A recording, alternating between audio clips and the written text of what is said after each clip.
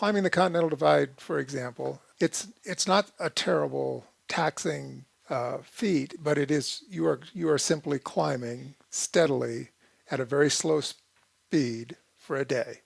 And you simply get that mindset that you're going to go uphill now for the next 10 hours. You'd be surprised if you can handle that mentally. Your body responds, even when it's old and broken down like mine is. An awfully lot of it is mindset. How much are you carrying? I mean, you've got 100. The bike, including your saddlebags. I'm assuming you had saddlebags. Mm-hmm. Is just under 100 pounds. I mean, what are in those saddlebags? I mean, obviously there's certain toiletries and things, but what else?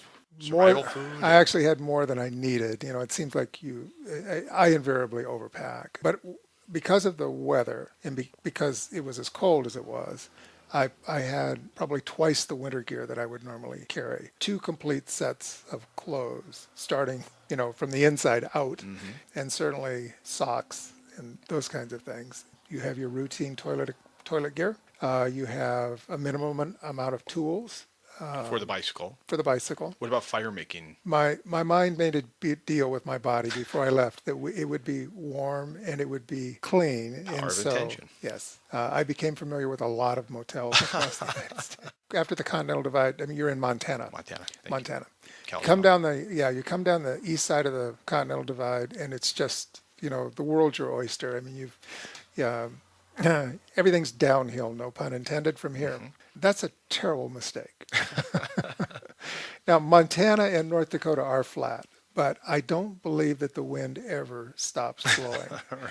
And this was an exceptionally cold fall. The farmers were literally a month behind where they usually are. There's a tremendous amount of oil activity in North Dakota and lots of heavy highway traffic. Well, that's a good point. So you're on highways versus like little back roads and secondary roads. You're on highway. Well, you actually stay on secondary roads as much as you possibly can. Mm-hmm.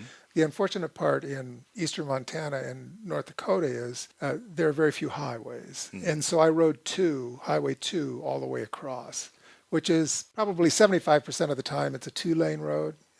You do come into stretches where it's wider than that, but it's mostly a 2-lane road. And shoulders vary. Shoulders are important. You like to have a shoulder.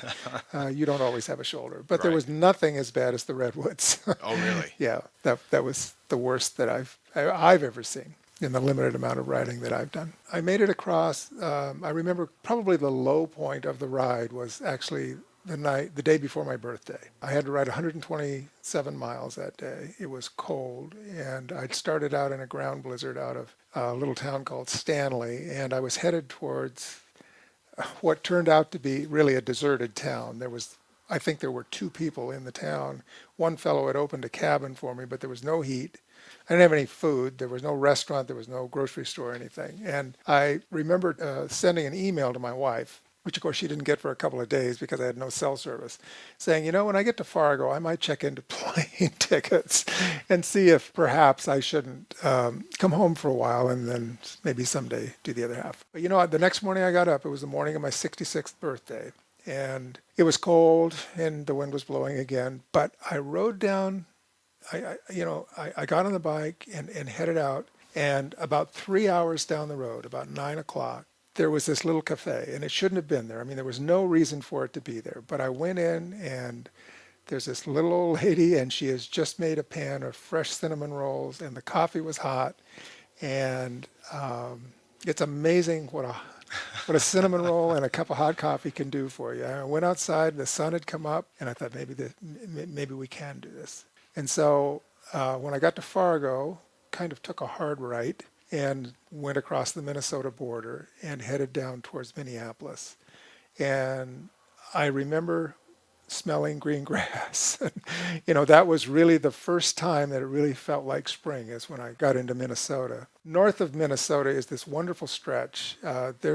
Across the United States, there's what they call rails to trails, and that's taking old railway beds and making them into bike paths. And it's the best possible riding you can imagine because, number one, there's nobody on those.